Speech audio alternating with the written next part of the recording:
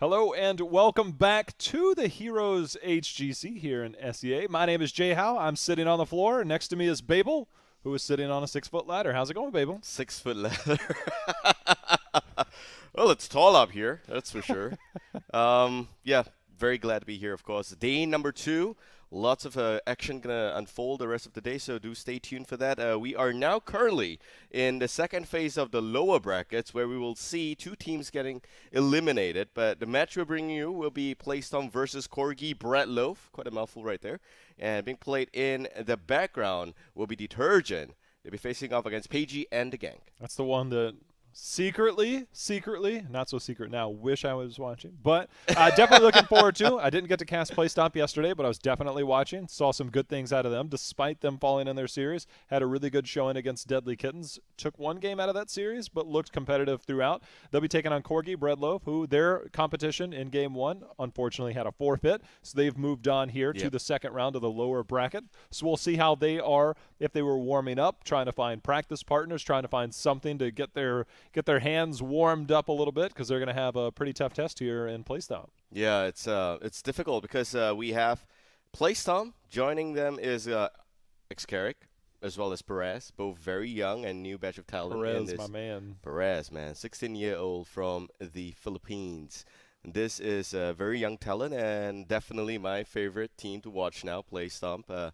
Secretly rooting for them. Lauda, my man, has been around since 2015. He is a very, very iconic player from Thailand. He's got a lot of supporters as well. So that plus Xcarrick and TNK can expect some really good games coming from Playstomp. I hope they do their best. But without further ado, let's just bring up the brackets to bring you guys up to date in case you guys just joined us, like I did on the stream. Where we currently are at and how we will progress through the rest of the day. We do have with us here in the lower bracket, there we go, loading it up, Playstomp versus CBZac. That's the game we're watching right now. Detergents versus Pagey and the gang. I hope Detergent will come out of that, but Pagey's going to put up a good fight. Detergents, I'm telling you, if you missed yesterday's action, you missed some good games. As you see, we had the 2-1s between Resurgence and Detergents and Playstomp's Deadly Kitten. Resurgence obviously going on to the winner bracket finals and taking down Deadly Kittens, but Detergents put up a good fight. Playstomp put up a good fight, but they did fall to the lower bracket. They're going to try and move on here. As you said, Corgi Breadloaf trying to put up a fight. Yep. We just saw Pagey and the gang in our previous series. Had a really good turnaround into that game after losing Game 1, so maybe they've got some momentum on their side. But as you said, this series will be Playstomp and Corgi Breadloaf. Exactly, and if you study the brackets enough, you'll see that Corgi lost to Detergents yesterday in the first round. They got 2-0'd, and Playstomp did play a very good game against Deadly Kittens. They were 2-1. So if you do the math correctly, you know who's the favorite right here. Without further ado, let's just go directly into the draft of the first game, Infernal Shrines. It is going to be and Game 1's draft. Here we go. Infernal Shrines. Love this battleground. We've had quite a diverse pool of battlegrounds through our first few days. Find ourselves back on Infernal Shrines. See if anything crazy comes out. I've talked about getting some Garrosh action. Garrosh trying to get the throw because it does prioritize the closest enemy, not just hero. Probably not as high priority on this one if teams are considering it. I would say that if you are looking for surprise, there is a very slight possibility that Kerrigan may get some action here. I know Infernal Shrines used to be a favorite map, as well as the fact that she got nerfed a little bit on that queue, but we do have Kevin, who plays very good Kerrigan on the side of Corgi Breadloaf, as well as Perez from Playstomp, also a renowned Kerrigan player. But the first ban going to be that Dahaka. And that's the thing, you talked about Kevin in particular, is that we saw a respect ban on the Sonya yesterday. It's something that he's been known to play in the past. We'll see if that is something for contention as we get to the later part of this draft. It's interesting because we saw Kevin playing more of a secondary support kind of a role yesterday, where that's not the role he excels at. And you see the instant Illidan ban coming out from Corgi. So that leaves Genji, that leaves Auriel open. Auriel's going to get snap picked here by Playstomp without giving it much thought. And on the side of Corgi, you probably want to pick up the Tesdar and maybe a Vala. But yesterday, when we saw this prioritized, their very first game yesterday, they actually high prioritized the Lunara, banned out the Vala in their second ban. But the way this goes, you could potentially be giving the Vala over to Playstomp to pair with that Auriel. So Corgi Breadloaf, I'm curious, what their thought process is today with the RL being picked up on the other side. Personally, would still prefer to go Vala here in Infernal Shrines because of the fact that, you know, she's just a lot more effective compared to Lunara in poking down, or rather taking down the objective, the Skeletal Defenders. But Lunara has seen a lot of action throughout day one, and even in the games early on, we've seen Lunara being picked up here, a staple in the SEA meta. And it is not going to be the Tesla, but it will be the Rhaegar. That's the exact rotation they had yesterday. Yeah. Lunara, Rhaegar, their first 2 picks on Infernal Shrines. So sticking with their guns, going into Lunara, Rhaegar. It could just be because Crusade on the side of Corgi prefers to play Lunara this patch compared to Vala. He used to play a lot of Vala in 2 seasons ago, I think, in the mid-season Brawl qualifier for SEA, where he played a fantastic Vala. But here for Playstomp, it brings us back to the question, do you go Oriel, Uther, and then Vala, or do you want to get your first dip into a good warrior? That's the thing, is with Dahaka being banned out, it makes me wonder where they're going to get that global control. Tyrael, I love the pickup from Tyrael. Got the double Angels, and then they got a Tassadar. So even if Vala gets banned out, we've seen this region prioritize Zul'jin the first few days, so you could fall back to the Zul'jin, maybe even the Cassia we've talked about. Haven't seen it yet. Yeah. Higher priority on the Zul'jin so far, but definitely something to consider here on Infernal Shrines is that Cassia pickup if Vala is banned out here. Definitely. Also, you have a few viable mage options here still available. We've seen Delicatens play Chromie. We've seen them also run the Li Meng. Even in the series before this, we've seen Daniel Law's team, Drakon, going for the Li Meng. But it will be the Vala ban, so still very consistent draft coming from Corgi. And Playstomp on the flip side, they got to be thinking now. They got to think whether Corgi is going to go for a secondary support. Do they want to remove the Brightwing? Do they want to go directly into a warrior ban? And from the looks of it, everything's still on the table. Yeah, and that's a good point. Yesterday, Corgi, Breadloaf on this battleground, they last picked Brightwing into that flex spot, playing into the draft, went into that route. But they also picked up a Greymane in their next rotation after the second ban. So it's something to consider. The last time Corgi, Breadloaf, they did the Greymane Tyrael, but Tyrael now on the other side for Playstomp. So maybe something Playstomp can play around in the draft a little bit if they're afraid of the double support, or if they just want to take Greymane off completely. Greymane, huge staple here in SEA, but looking at the Uther, they're not. Well, personally, don't like Uther Rhaegar as double support. I think it's a little bit too much, although you can always opt for the Bloodlust, aka Dream Come True, or Divine Storm. That's pretty valid these days. But I like this Brightwing ban here. I think it will really control Corgi's options in the secondary support.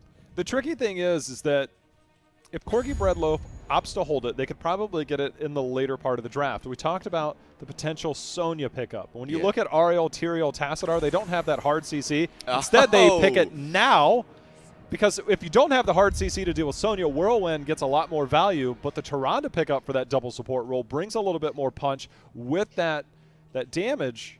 I wonder what their tank's going to be in terms of getting that CC locked down to try and get that Tyrande combo, potentially in a new brack, but Playstomp, depending on what they pick here, will probably be the deciding factor for Corgi Breadloaf. I think I'll be comfortable with Corgi going for Arthas or something like an ETC as well. There is almost no stopping the ETC here, with the exception of Detainment Strike. You can also consider likely possibility of having Tyrael with the Sanctification, but that's too hard to pull off. For Playstomp, the next 2 picks, they probably want to go and decide now which is the main damage dealer. Vala's already been banned. We talked about this. Greymane's a viable option. There's also the likely chances of a Gul'dan coming in here. What do you think of a Gul'dan? I'm not entirely sold on a Gul'dan in this instance. They go to the Greymane, which isn't the best Ariel battery. A bit surprised in the Greymane. I think probably the strongest assassin on a core level left in the game. I just don't know if it's the pairing with a Tass Ariel that you would expect. My issue with this draft is the fact that they picked up Leoric. I think they don't need 2 frontliners for that. It could be as a reaction against Sonya. Yes, that's probably what they're thinking. But at the same time, having Greymane and an additional right-click damage dealer there, I think it's going to be able to survive pretty well against the Sonya as well. You have got shields, you've got Auriel, some heals there, you got that Sanctification to nullify a lot of that Whirlwind heal that Sonya could possibly pull off. I want to go back to what you said, ETC. The only interrupt is a Detainment Strike. And if you're trying to get Tyrande value, the easiest combo you could get is a Power Slide into a Lunar Flare, instant instant stun CC train, follow up with a Sonya or Lunara, pick your poison.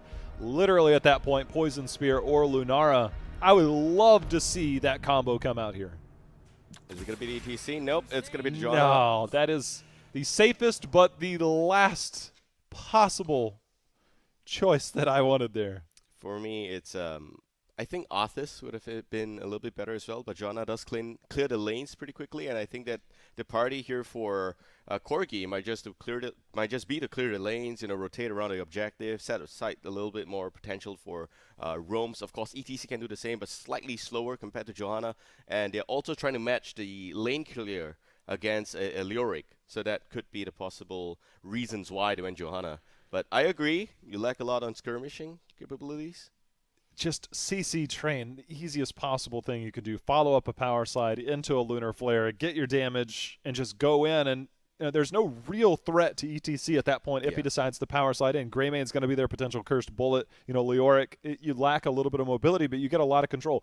Johanna gives you a great deal of clear on the shrine. Getting the lightning shield from Rhaegar, going into that. Lunara, Sonya has really good clear. Tyrande kind of follows up. But if you're looking to get a CC train out, Tyrande with a Johanna, it's not as easy. You can get the Condemn going, but it's not like a Muradin or a Diablo or the ETC that we talked about. So I'm a little bit surprised that they didn't find something, even the Arthas, get the root into a stun. But they are playing more towards the objective with the Johanna, so objectively, and it's in double sense, you can be okay with the pick. I would have liked to seen something a little bit more aggressive. Looking at the other side, I think they had an opportunity there. I have a thought, a very interesting one. I'll share with you after we do the introductions here. Game number 1 of the lower bracket, series number 2. Here we go. Playstomp up against Corgi Breadloaf in the blue team. We got Playstomp Gaming from Thailand. Xcarrick going to be playing as the Greymane Lauda onto the Tyrael. Hiskoa as the Tassadar TNK, as the Oriel Las Benalis Perez on Leoric. And on the right side for Corgi Breadloaf, we are going to have Fiery Boy on Johanna, Risen on Sonya, Kevin on Tyrande, Crusade on Lunara, and Tanuki rounding it out on Rhaegar. The thought that I had was, why don't you consider Leap and Falling Sword and maybe Starfall? No, not Leaping Strike. You really want to lock them down a little bit. Starfall's going to slow them a lot. You spread a lot of damage with Thorn with Vine. I think it's a viable, possible option. But that's it. Here we go. Surprising to see that Kevin's just really dedicated to the secondary support role here, not playing the Sonya. Reason Sonya, I think, is a pretty okay one. Still doesn't strike me as a remarkable one. I just instantly want to talk about, we talked about Kevin so much on him in the past, playing a lot of bruiser, melee roles. Now he's kind of into this double support role. And he went Rangers Market 1. This is the first time I'm seeing this in competitive. I believe I might have seen it one other time, maybe in Open Division. You have every 50 auto attacks against a hero increases the duration of Hunter's Mark by 1. And when it comes to shrines, yes, you're going to be attacking heroes, but you're also going to be focusing heavily on the objective. I'm not sure how much value we'll see out of this as the game goes on. Well, we'll have to find out. Kevin already going with those right clicks. He's trying to get as much value as possible right there. Top lane, Johanna up against Leoric. I think this is a fairly even one. The minute Reason is able to sidestep away from the Drain, hope it should be okay, but Lauda swings by. Reason is going to go down. I was like, is this where the party's at? How come I wasn't invited? Comes in, crashes that party for Sonya, gets our first blood of the game, but now we see Corgi Breadloaf trying to hold it down here in the middle. I think it just amounts to poor communication from the mid lane. They probably already saw the Tyrael rotating up to the top lane, but still, regardless, here we have a top shrine coming in here for Playstomp. Top shrine is here. No globals on the map, so no priority on hitting that bottom lane. We do have a little bit closer advantage towards 4 for Playstop. Look for them to clear up a wave, then try and engage. But we already have Sonya and Leoric once again dueling here as they try and start on the Skeletal Defenders. And meanwhile, there are no bottom lane soak going in. Leoric taking a bit of a damage. Reason, well, the beautiful thing about having a Sonya in this map is that she's going to be able to clear the objective relatively well by herself. Lauda comes in, the drain up connects onto Kevin. Perez still having a little bit extra HP there. Fiery Boy comes in, cleans up the egg a little bit again, and the stun does connect, J-How. The stun connects, double stun there, but Kevin on the back side is going to go down. Xcarrick The poison damage. The shield's going to keep him alive. Does he have a heal outside of that? Maybe the passive healing of staying alive is good. Speaking of passive, making good use of Leoric's trade here. Getting some trait value. Yeah, the thing is, Reason's going to have a lot of survivability here without the stun when she goes into Whirlwind mode, which is a little bit of a problem here for Playstomp. They have almost no crowd control to deal with the sustainability on the Sonya. Fiery Boy continuing to go in, using that Condemn, getting control. They have a 7 Skeletal Defender lead so far. Fiery Boy continuing to zone out. Kevin stepping over, trying to get that level 1 stack. Lauda eating all kinds of damage there from Crusade. Yeah, this Shrine's going to go to Corgi, and the instant rotation from Playstomp away from the top lane. They're going to concede the Shrine, go back and soak the lanes a little bit, probably sneak in on a camp if possible. But here, Corgi with a still very aggressive maneuver on the top lane. 3 members here. Well, we are seeing the Royal Focus build, which is still live. We are on the live patch. However, the changes to Leoric are not in effect. So he's going to look to try and double soak lanes. He's at least putting pressure in the bottom, as we see on the minimap. But the action up here at the top as the Arcane Punisher continuing to do work. Lauda trying his best to zone out the team of Corgi Breadloaf, and does succeed. All right, so just front structures there. Well does not go down. That's a huge sigh of relief for Playstomp. Reason at the mid lane already soaking up a little bit. Leoric in the bottom up against Fiery Boy. This matchup looks to be a little bit interesting because it seems pretty fair to me. Just want to see the Lingering Apparition for Perez post level 7 and where they're going to get the value out of that. This is a good map to get the double lane soak. We'll see momentarily, and you talk about the matchups here. Risen and team getting the camp on the right. Wonder if they're willing to commit to the invade after seeing that ping at the top left as the Shaman camp picked up, and I'm surprised that Playstomp opted to pick it up now, knowing that the first Shrine was top, not timing that around the next objective. Oh, but Reason got caught out in the mid lane and will go down. Fiery Boy with a little bit of a late rotation here. Crusade again buying a little bit more time, but Lauda is going to be in the area. Kevin completely exposed. That goes to slow from Leoric, and Kevin in a lot of trouble now, will go down as Playstomp picks it up 2-0. Just flexing their dominance with this composition, not afraid to take a fight. You know, again, the Hunter's Mark, getting value out of that is more a sustained type damage in team fights. Getting that consistent damage, not necessarily using the invade. You have the slow damage from Lunara. You don't have that burst damage from the Lunar Flare from Tyrande. And you have the hard CC comp when you talk about Johanna. Again, composition-wise, Corgi Breadloaf is going to struggle in those moments. They're going to excel more on the Shrine. So not surprised to see that Playstomp does have the early advantage. However, Corgi Breadloaf did get the early structure advantage from that Punisher. Yeah, we did talk about this. The moment they decided to trade in the ETC for a Johanna, they're going to lose out a lot on team fighting capabilities here.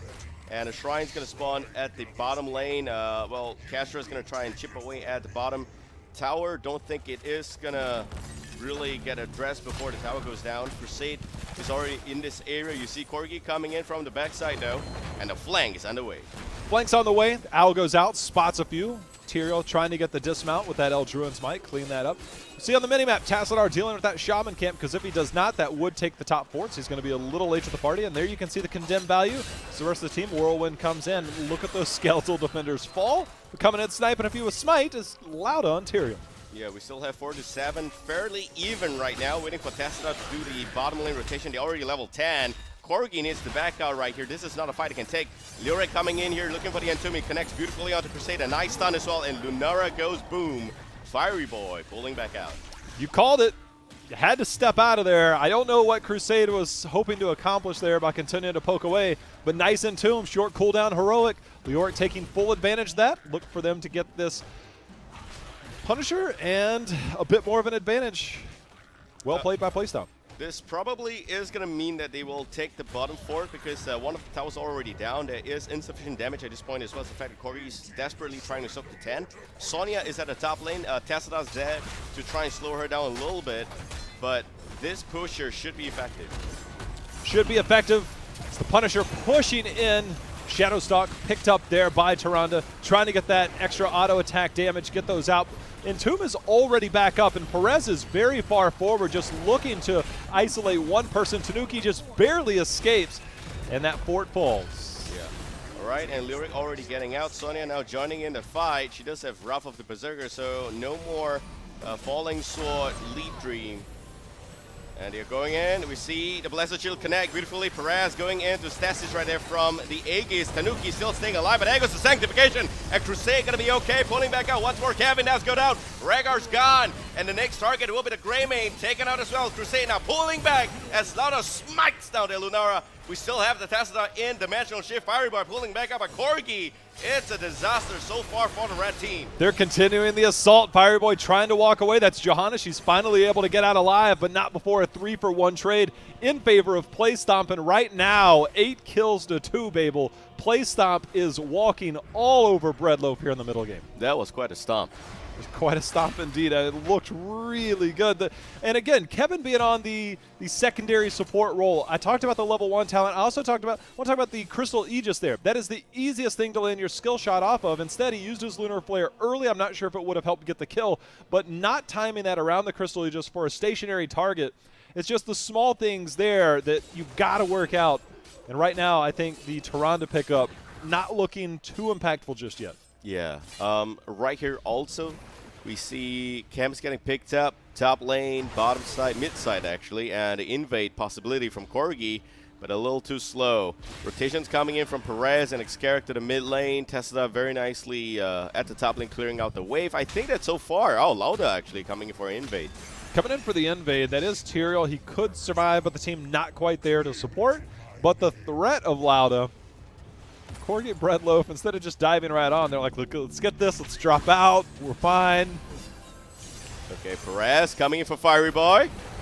And we still have got the Iron Skin. It's going to be okay for a little bit. Xcarrick going to the backline. Crusade already dropping, leaping strike, not being very effective here as well. Johanna without the Iron Skin looking to go down, but the Ancestral will connect, and Xcarrick still giving chase. The slow coming in. There goes the cleanse. Tanuki will keep his teammate alive. Shoutouts to Tanuki for making that happen. The Ancestral, very timely. The cleanse allowing Johanna to live. They did use a pretty big heroic there, but it could have been a lot worse. This gives you the opportunity to kind of come back. We see the aggression here in the middle. Lunar will be back momentarily. You'll have 13. You'll have a chance to contest the shrine here in just a moment. So moments like that are a pretty big help there for Corgi Breadloaf. And you could see Sonya just pulling back Reason on that Sonya at the top lane, achieving 8 skeletal defenders. Corgi Breadloaf now waiting for Johanna and Rhaegar to do the top lane rotation. There goes the Shadow Stalk. Kevin looking for his Goa, goes in for some right click, does not get much value off. The shield comes in. Perez there with a nice Entomb onto Kevin. Kevin in a lot of trouble. Blessed Shield is not going to remember. They have got no Ancestrals for this fight, but still pulling back is Corgi, losing just the Tyrande. Losing the Tyrande, but losing more than the Tyrande. They're going to be losing the Shrine, and it's just a tough spot for Corgi Breadloaf to be in. I want to see where their win condition is in a team fight. They've committed so heavily to just winning the Shrine that it feels like they forgot about the fact that the other team is looking for a fight half the time. Leoric's more than willing to stand up there. Tassadar's going to keep you alive. Greymane wants to dive, and Tyrael's got Sanctification if needed. And it's just Corgi Breadloaf having a hard time making moments happen here against this comp of Playstomp. They just seem a little bit broken and disjointed here. I would really rather they go for the Falling Sub. Hold that thought. Crusade in a lot of trouble. Greymane goes in. There goes Sanctification. Nicely timed against the Luna Flare. Tanuki now getting walled in a lot of trouble. Does have the Ancestral, but does not use it. Goes down before anything can happen. And again, a Condemn in the backside. We see the Eldruin Smite being a threat. Lauda swings by. Very low HP, but will be okay. You know, before this game started, Babel, said a name on the side of Playstomp that really stood out to you, and that's Perez. And I tell you what, this Leoric play has been absolutely phenomenal for the first 11.5 minutes, making good use again of his talents with Royal Focus and such. But the Entombs, the positioning, everything he's doing so far has been top-notch to keep his team firmly in the lead. Yeah, top-notch indeed. I hope I don't get to see him use his trait too much, but we'll see. All right, here. Hiskoa knocking with the invade. TNK is going to be here a little bit, lacking the damage. Xcarrick just nicely in the corner.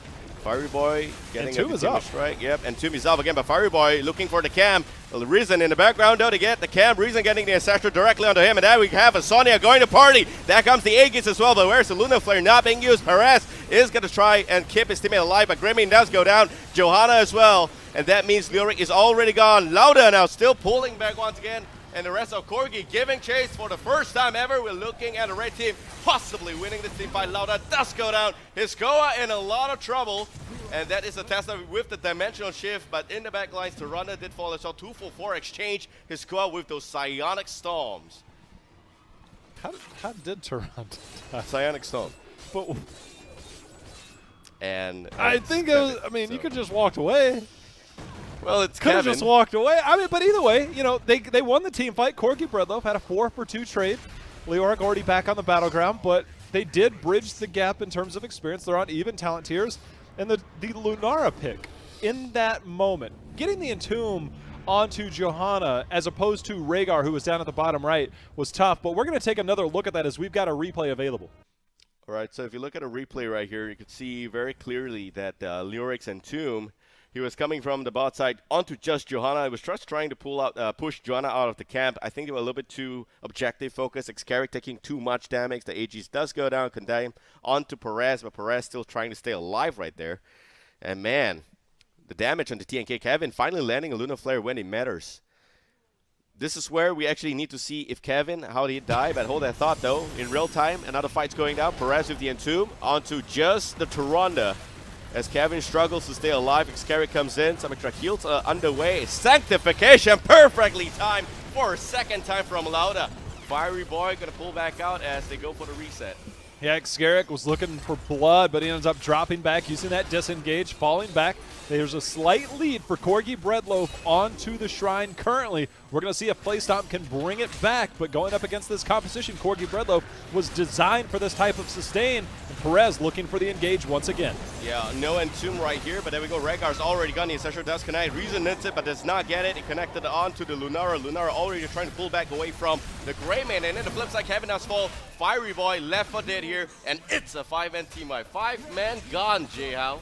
5 men gone just like that. Playstomp's like, look, that was just a little blip on the radar. We're coming back. Dominate the team fight. The re-engage again from Perez.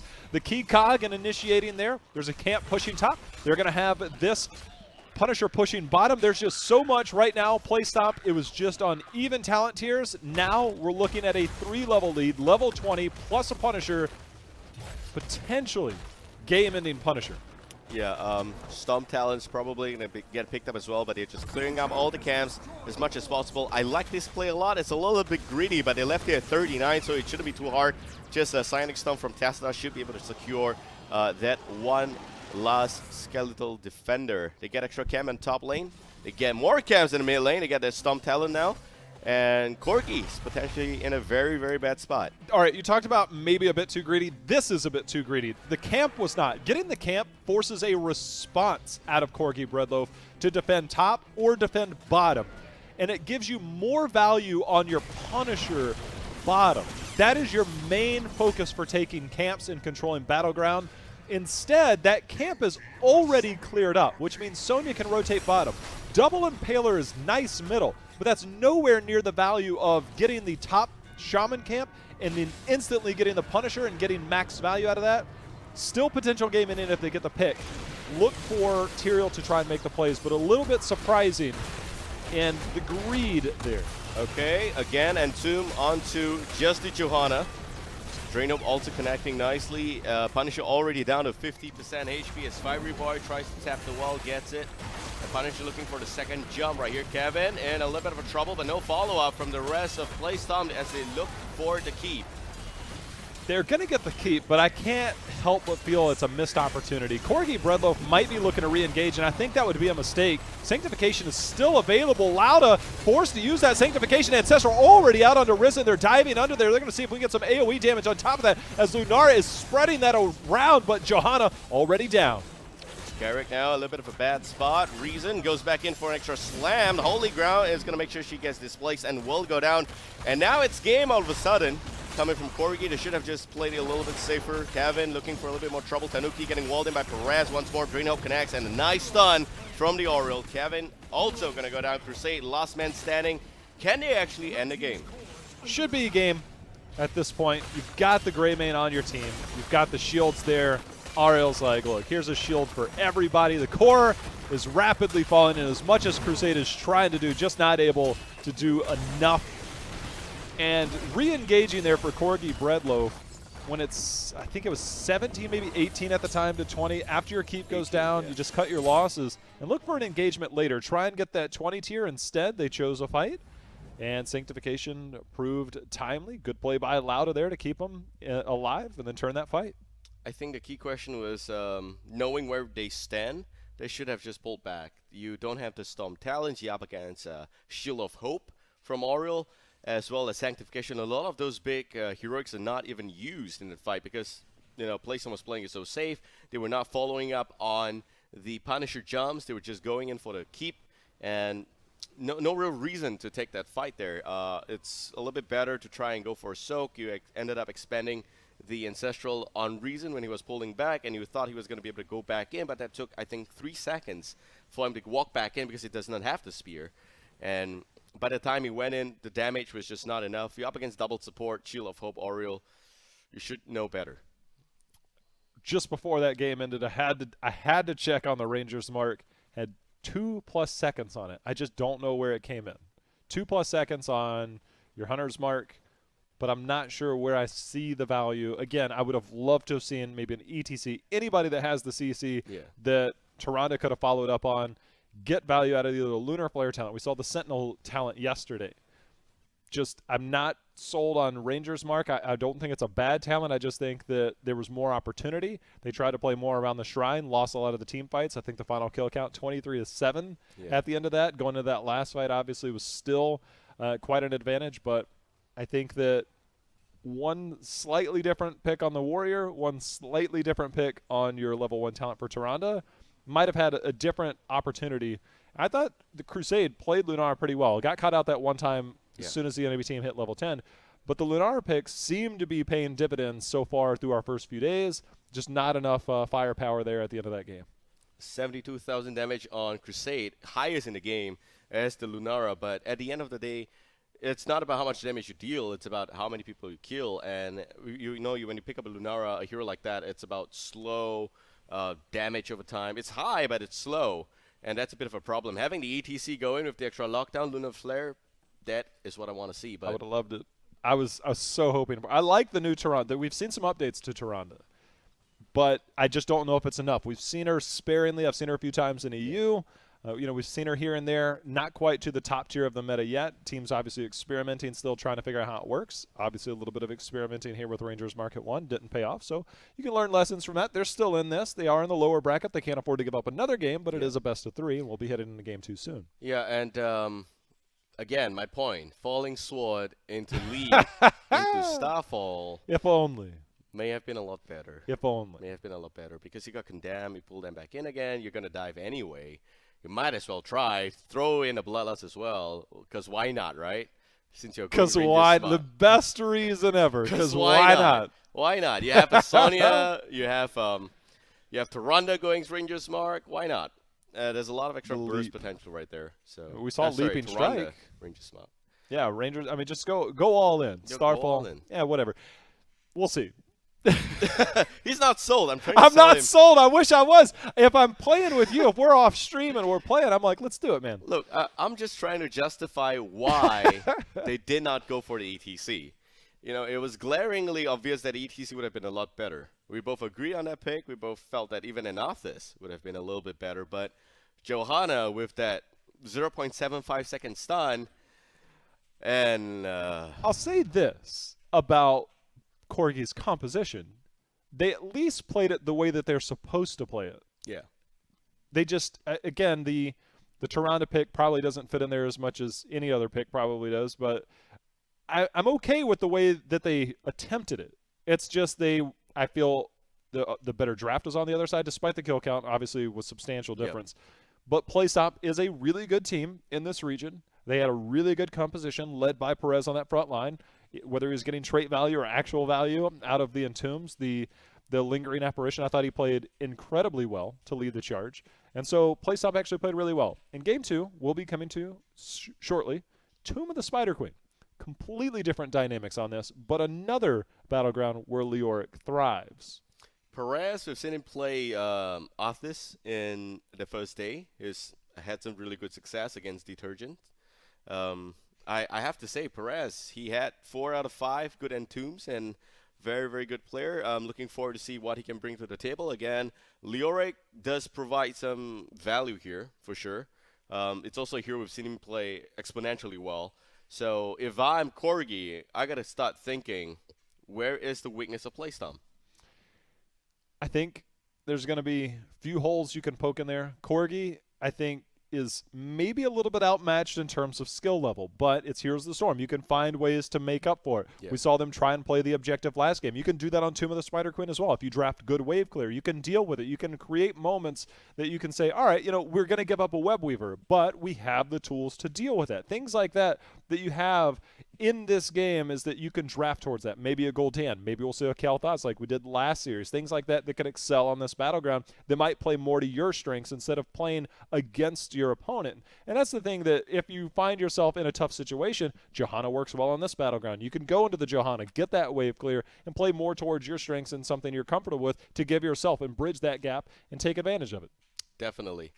Still want to see the Lunara as usual, and I think that is pretty solid hero played by Crusade. Yeah. He strikes me as one of the best Vala players, but here his Lunara is even better. Yep, you heard the sound, you heard the music. We're going to Tomb of the Spider Queen, it seems. Or not. Still waiting for it to load up. We're getting word that for some reasons our face is still on the camera. Okay. There we go. Tomb of the Spider Queen Playstomp up against Corgi. 1-0. First pick going towards Playstomp once again.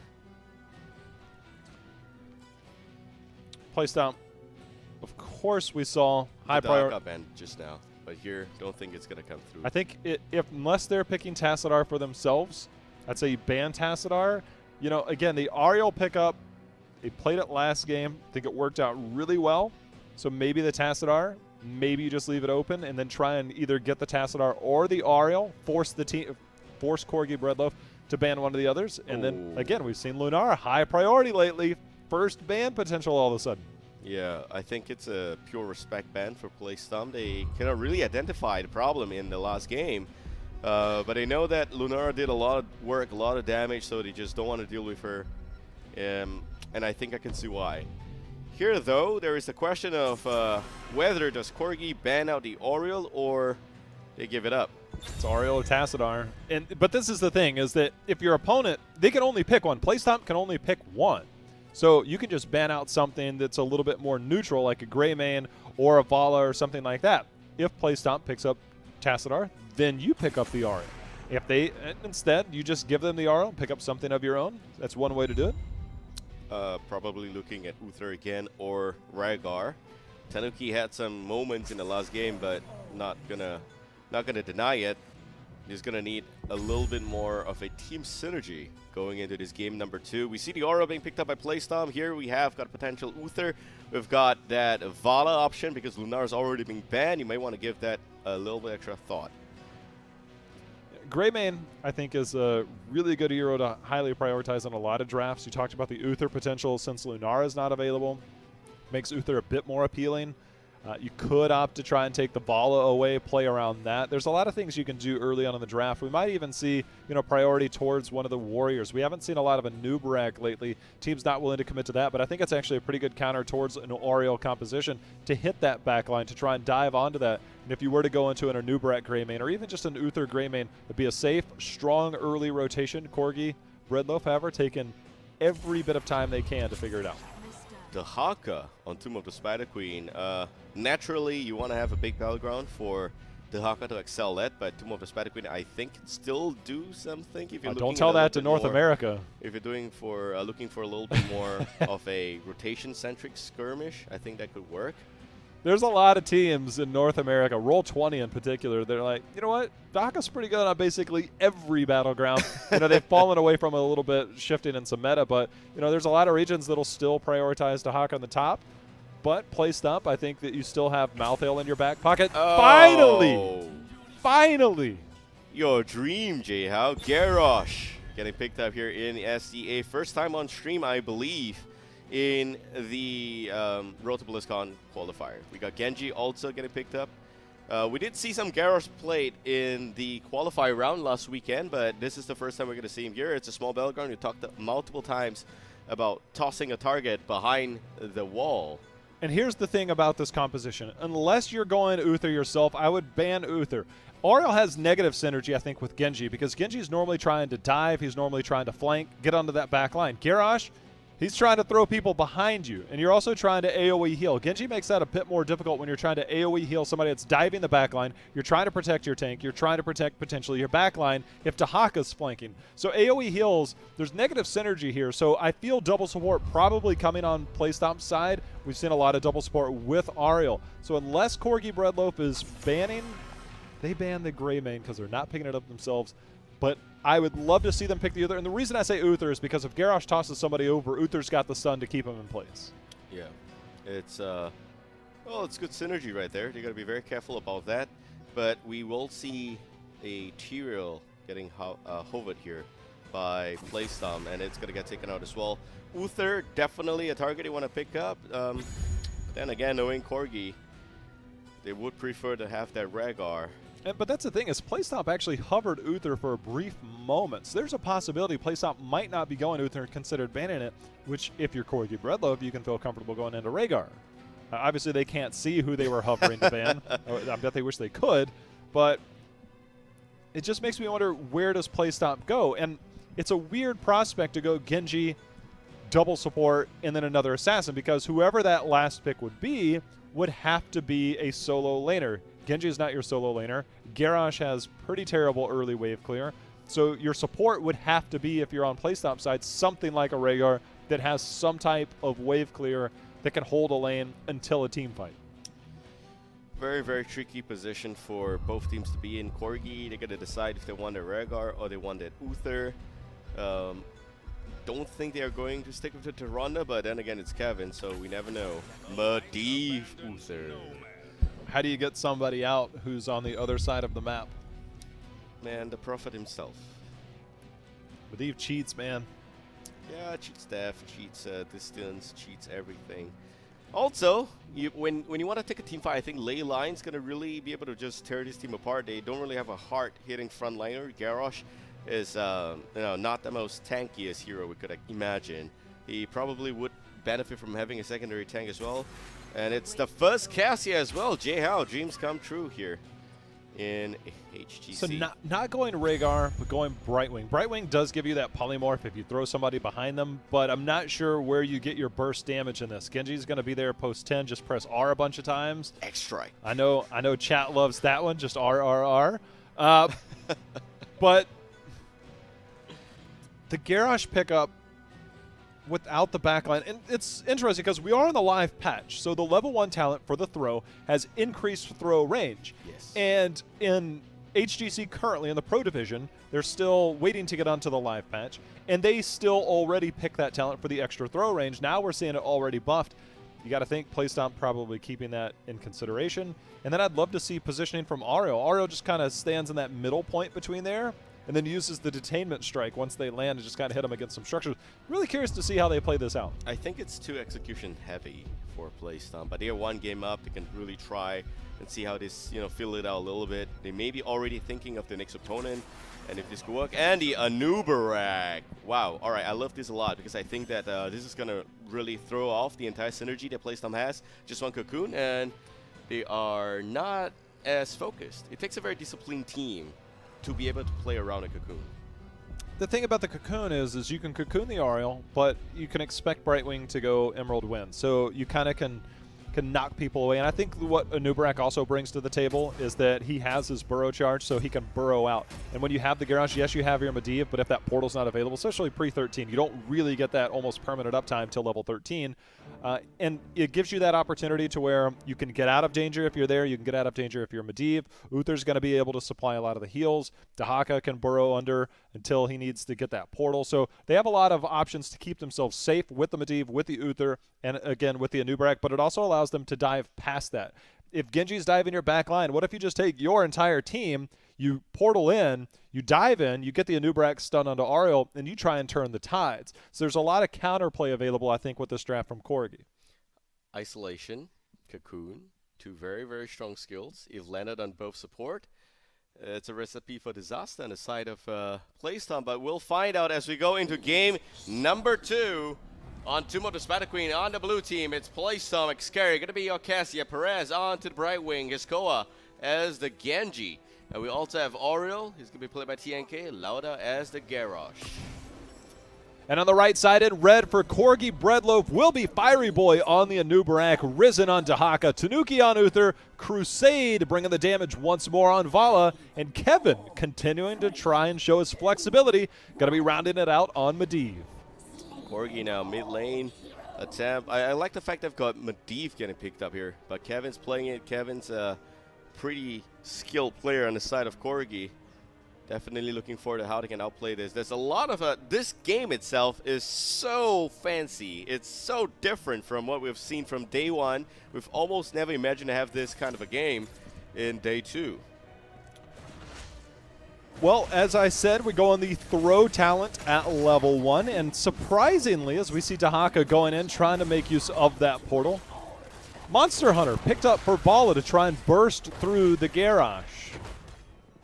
And we also have the lanes getting split right now. Genji top lane.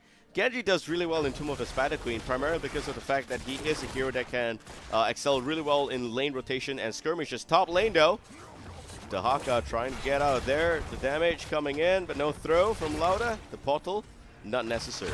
I think the thing that scares me early game for Playstomp, basically the entire game, is their lack of wave clears. Anubarak goes in. This is what I'm talking about, diving onto the Anubarak. And Anubarak gets thrown in by Garrosh. He's already used his burrow charge. He's walking away, but the auto attacks from Xcary are wrecking this team as we've got 2 early kills, and Xcary almost gets a 3rd as he is just doing work. Cassia, right-click damage. Very nicely done. Also the fact that she's got charge strikes, so that spreads out the damage very well a little bit around Corgi's front lines. Given the fact that they are somewhat in a retreating position, that definitely paid a lot of dividends right there. Bottom lane though, we have 2 global heroes in Soak, and you see his squad just doing a lot of work right now. I really look at a lot of talent sometimes when I look at these games, looking at the matchups, especially here in SEA. You know, we see some different things. Seeing Dampen Magic or Nerubian Armor from Anubarak versus an auto attack heavy focus team. Maybe it will help against the Genji, but Genji using the shurikens pretty often.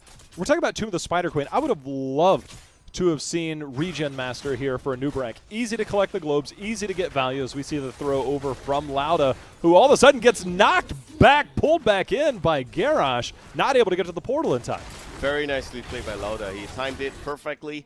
There's also a pause coming in here as we get ready for an update on the situation, but definitely a very interesting play there. What we saw was Lauda going with the throw first, right? He threw Medivh behind. He expected Medivh to summon the portal, and then he pulled him back again.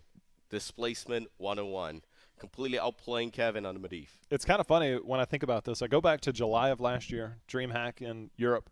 And ADRD, first person, basically in the high competitive scene in the world, now Team Expert. At the time, was just running rampant with Medivh, running rampant, and everybody's like, how do we deal with this? Created a lot of chaos for a lot of teams because Medivh had just come out the month before. He was available in competitive play. Teams weren't 100% sure to deal with it. Then we saw Breeze playing ETC for Fanatics. He's like, what if I just knock them away from the portal? It's kind of the same thing, is that portal is now a prime target. Yes, it can help get your teammates out, but if you go in, Garrosh might just stand there and say, please come through, because I can just press this button and throw you the other way. So it's kind of, you talked about displacement there. That's what, that was kind of how I referred to it last year, displacement tanks. Diablo was one of the ones, ETC one of the other, and now we have Garrosh. So some counterplay again on both sides when you talk about Medivh versus a Garrosh. Not to mention there's also the Warlord's Challenge on Garrosh that he could probably execute a bit of a taunt right there.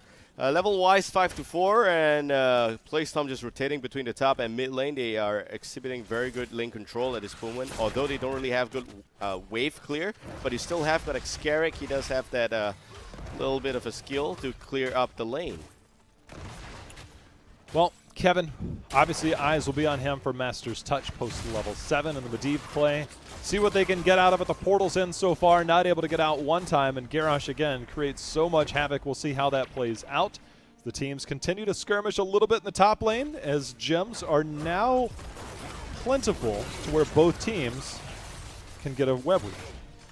Okay, we still have a bit of a fight going on down here. Dahaka's already left the bottom lane, going back to the mid, and is now doing a rotation back down. If you look at the kill count, 3-0, Medivh in a bit of a tough spot.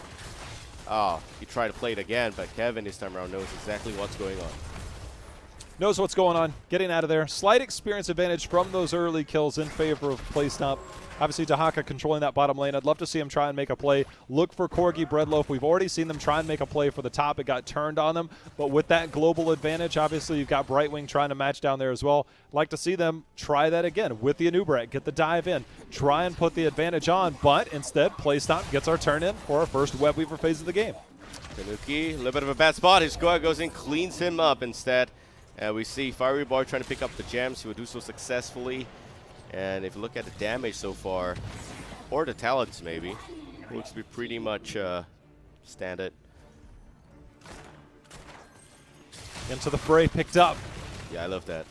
Throw your allies in, quick match style. Just troll everybody. It's the reason why I play Garrosh in quick match. Well, we can see the questing talents there. Monster Hunter at level 4 getting that Hungering Arrow built up. Wave of Light obviously has been slightly nerfed. Only a half-second extra on that armor from Uther, as well as less mana per hero hit. And we're looking at the Web Weavers with the blue team knocking off the fort on the top lane. The Hawkeye solo defend in the bottom. Mid lane, we have got too many members right here. And the flank coming from Kevin, but Kevin not in a good spot. The blind comes in, perfectly timed by Xcarrick. Also, you see the extra damage going in through as well. The charge strike going up. And we see some shield from Medivh. Lauda's going to be here, and he's looking for some extra damage, but not needed. Vala's going to go down. Into the fray. Throws him in. He's like, go. Go get him. But instead, not able to get the kill. But Playstomp at the end of that Babel has a 2-level lead. I think that it is bit of a weird strategy to have Corgi 3-man overstay the mid lane after clearing the Web Weaver. Top lane took too much of a hit. The Hawk on the bottom should be able to provide some form of defense, but if you're on such a defensive mode, you shouldn't stay in the mid lane so much, especially if it's so pushed out. And especially Kevin leading the fray, leading the charge like that, it's not right. Talked about the portals in. We talked about going in, trying to get that control. Taunt for Garrosh has been buffed as well. Again, live patch, instead of 1.5 seconds, it's 2. Dragon Blade, if you get them grouped up for 2 seconds, you can get a couple of good swings in there, and that can absolutely decimate, not the actual heroic, but decimate and annihilate Corgi Breadloaf in there.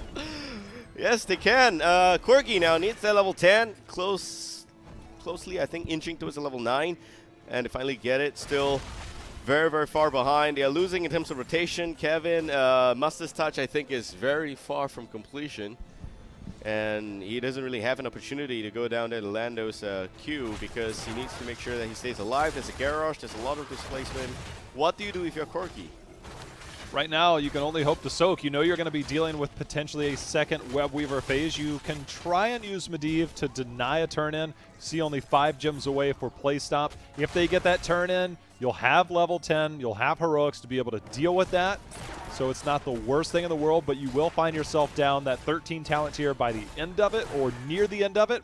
So you got to find ways to contribute. Even getting the turn in. I talked about this yesterday. Even if they have 13 and you have 11, something along those lines, you can try and get that turn in just to get some type of map control back. But Crusade in all kinds of trouble here. Nice Warlord's challenge right there. Portal not going to keep him safe. Medivh, though, in a little bit of trouble. Lands the ley line on multiple targets. Now trying to mount up a TNK with the sweep. And into the fray. Is going to get some extra gap closer right there.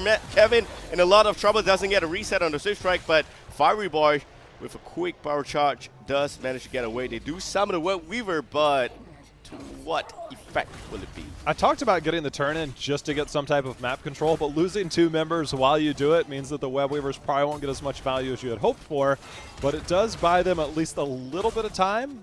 We'll take a look at the gem count when they do come back up, but you can see the death count there. 7 kills to 0 in favor of Playstomp. Just I think that they are not playing together. They have the right heroics, but just lack of an opportunity to provide. Again, the way the Playstomp is playing is just so tight. All 4 to 5 members still really close to each other. And you really need to make sure that the flank comes in really well. Reason goes in to drag on to the Brightwing. This is a perfect opportunity for the Emery, but he gets cancelled. Warlock challenge coming in as well. And Perez getting stunned. Ege saves him a little bit into the fray, being used to toss back a target. Tanuki all of a sudden way in front of the fort. Gets taken up. Brightwing goes down. Here comes the Dragon Blade. Here's Goa swinging away that big green sword. Kevin with the portal back out. Fiery Boy trying to run away, but his Goa just proves to be too mobile right now. Going for more damage. Fiery Boy survives that onslaught. Reason, he also managed to escape. He gets out of there, and yeah, that fight didn't go the way that you wanted, but at least you held on to a lot of your gems because they still have 61 in their pocket as Anubrak and Tahaka make their way out of there. But they find themselves down 2 levels, and another Web Weaver about to be summoned here by Playstomp. I haven't seen a decisive leyline seal from Medivh. Not yet. One that could really split the fight in 2. I think it's a huge asset for the team, but so far he's only been using it to keep himself alive, and it also didn't work out the way he wanted to. Here we have got Siege Giants as well as a Web Weaver down the bottom lane. I think this is a key moment for Corgi. Key moment indeed. The Siege Giants definitely help impact that push. Also, the talent tier advantage, using Brightwing and her global to just kind of hang out middle, casually push that in. You can see Tahaka trying to soak top, trying to clear. He's going to rotate middle, has the bush to be able to get through. You can see not able to pull anybody in as Lauda. He's standing there waiting for somebody to come near, but Lauda taking a lot of poke in the meantime. Yeah, and it's to remember that no Brightwing heal right here. Still bottom lane, front lane Structure's going to go down, and with the Siege Giants, there's a lot of damage. Structure's going to take a bit of a beating here. Brightwing does secure the mid fort while he does a little bit of a rotation to the bottom lane hopefully soon, or they're going to waste this Web Weaver. Regardless, Corgi, they know exactly what they're doing, and Medivh getting thrown back. There goes the Warlord challenge. Also going to see the shield coming out. The Divine Shield also being used just to keep the Medivh safe. The ley line coming in. Reason from the back line. Isolation not used yet, or rather not connecting to anyone. Then we have also got the Emerald Wing connecting in the back line. Cocoon, his Goa's going to get saved and freed. Reason now a little bit of a trouble there. The teammate does not connect on the wall, and the rest of Corgi pulls back and once again looking for the toss, but does not get it off. Fiery Boy pulling back, the portal already being used. Reason now in a lot of trouble, will go down, and 36 gems on the floor. Kevin trying to come in here to pick him up, will be able to do so with some extra shield. The Cocoon onto the Dragon Blade Genji, a very effective way, but unfortunately not able to deter the onslaught of Playstomp as they turn that fight, get the pick, and now have a keep down 11.5 minutes in and a 3.5 level lead, and precisely enough gems, Babel, for yet another turn-in. This could be a good game. Yeah, Lauda showing us reasons why Garrosh is so effective in QM. Zero value there. Zero value. That's just on cooldown. It's fine. He's having a good time. TNK mid lane, they're just rotating again. Fiery Boy shouldn't be here. Kevin swings by. Visco has been doing a really good job on the Genji so far in his game. Right positioning, good flanks. The Haka getting picked up in the bottom lane. We missed that on the camera, but he got, well, outmaneuvered by Garrosh, Brightwing, and Oriel. Web Weaver coming in, Jihao. Web Weaver's coming in, not willing to try and commit to the core kill. However, that lane is so far pushed up that it has to be responded to. They're looking for double keep at this point and potentially game in. And if they get the pick or two, it's basically game. The short range portal trying to allow everybody to get out. There's the Divine Shield forced to be used. Hiskoa going in on the backside, trying to get the kills. Ley line already out. And Kevin struggles to stay alive, pulls back out. He has got 42 gems, but gems only matter if you can stay alive and if the game doesn't end by then. And here we have a nice blind coming as carried into the fray from Garrosh, and Medivh does not even know where he stands at the end of the engage. Here we have the Emerald Wing coming in as well, and at the same time Lauda getting freed from the Cocoon. Fiery Boy getting taunted. Wow, the blast in the face by the Web Weaver, and that's 83 gems on the floor. I could make a big diamond with that. That's it. Core's going down. Corgi unfortunately gets eliminated here. Full credit to Playstomp. Now, if you missed day one's action, yes, they fell in their series to Deadly Kittens, but they did not lay down. And that's the thing about this team is they looked really good yesterday despite losing in their series. And in this region, they have just as good a chance. I talked about Detergents, being one of the dark horses who also lost to Resurgence. The number 1 seed had a 2-1 defeat yesterday. Yep. But the teams in the lower bracket between Detergents and this team Playstomp, very, very good. Credit to Corgi and the Corgi Breadloaf. Credit to them for making it this far. Unfortunately, they're going to be they're done for this tournament. But Playstop moving on in impressive fashion, Babel. Very nicely done. Playing the Garrosh, you could see. It's good. We talked about Medivh being a counter to Garrosh, and that is a one-dimensional thinking. The way Lauda's been playing his Garrosh is that he doesn't even have a full combo where he uses everything. No, he times it. Just waits. A little bit, I'm going to pull you here a little bit. I'm going to throw you there a little bit. I'm going to taunt you. All of a sudden, an ally's in your face. It's not one combo. That's my point. And that's how a good Garrosh can play, is to think outside the box and to use your skills in a timely fashion, not as one big payload and you just finish it off. But here's still full-on credit to the whole team, apart from just Lauda. I think that Perez played really well as well. And they just won this game in a very convincing fashion. Of course, Corgi, like you said, they're done for this tournament. And I do hope that some words of encouragement can be given to them because they are somewhat newly formed. They took a break, I think, both Kevin and Crusade in the Eastern Clash qualifier, but they're back here in the Blizzcon qualifier. And I hope to see them again next year, where they, maybe work out some of their kinks, maybe just put Kevin back on his favorite role. Put him on that bruiser role. Get him some melee assassins to play with. Exactly. And just maybe ban Reason. I don't know, but we'll see. All right, that's it. This is Babel. Joining me is Jay Howe. Hope you guys had fun. We'll be back again with the next set. That is the third series in the lower brackets where the winner of Detergents versus Pagey will play off against Playstomp. See you in a bit.